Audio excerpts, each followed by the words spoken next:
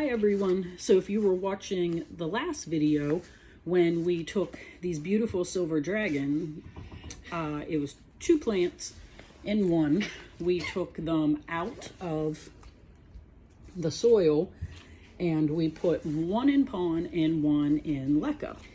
But while we were going through the pot, the 6-inch pot, it was crazy.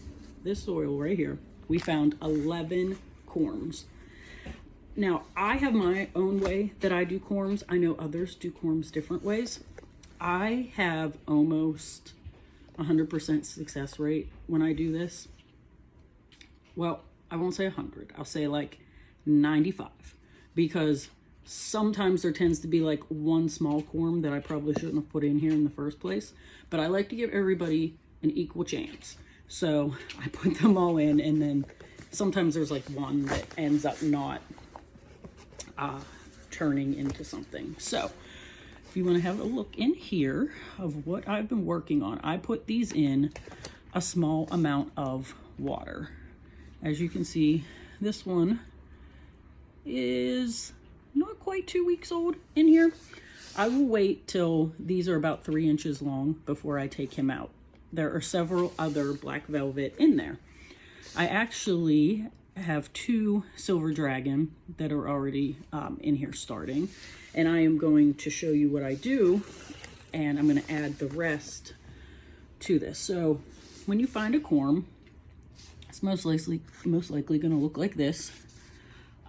Occasionally you might find one that already has a root. If you do, leave the root, don't take that off. So what I found is the best way. So I know some people use a tool for this. I have tried both ways. Honestly, using my finger works best because I can be very gentle and I can gauge what I'm doing. I tend to have like slightly wet fingers because it helps to get all the brown off. And I just very gently go around and I try to remove as much of the brown as possible without, you don't want to dig too deep. Well, actually, you don't want to dig deep at all. You literally just want to scratch the surface and it'll look kind of like that. And then I rinse them off and in they go. And that's all there is to it. Then from there, I keep it, I don't know if you can see behind me, my cabinet, I have grow lights inside it, and on top, I sit it on the one shelf, no heat mat or anything like that. I just sit it on the one shelf, pretty close to the grow light, and I let it go. I change the water once a week.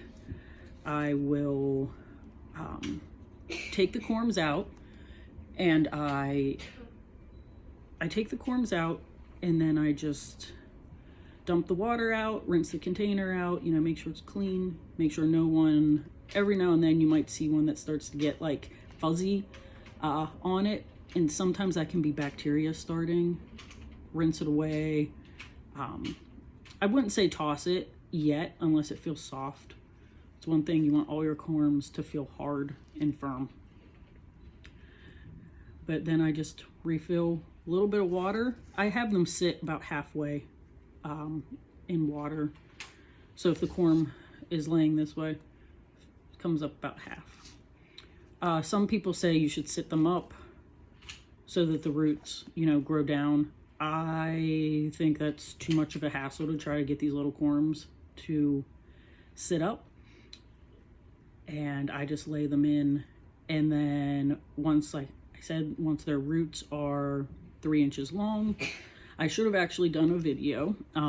I had one today. I had a black velvet that had numerous roots that were 3 inches long, and I went ahead and put him in a basket with leca like we did the one adult silver dragon. So like I said, this guy, his didn't come off quite as much, but you want to give it as much surface as possible to develop roots.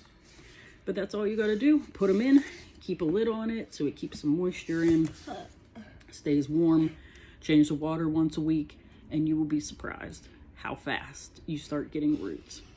Wait till the roots are long enough, switch it over, put it in either fluval, perlite, or pond, leca, whatever, you know, your substrate of choice is. I don't recommend going straight to soil.